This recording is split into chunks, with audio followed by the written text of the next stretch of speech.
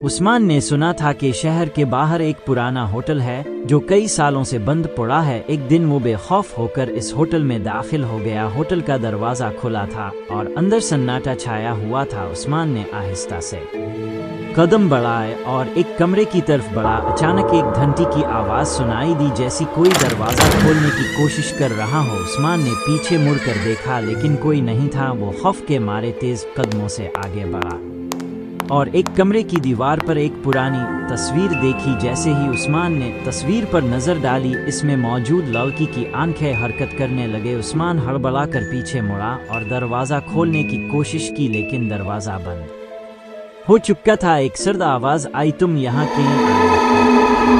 عثمان کا دل زور زور سے دھڑکنے لگا۔ اس نے ارد گرد دیکھا مگر اسے کوئی نظر نہیں آیا۔ آواز دوبارہ آئی اور اس بار پہلے سے زیادہ قریب معلوم ہوئی، تمہیں یہاں نہیں آنا چاہیے تھا۔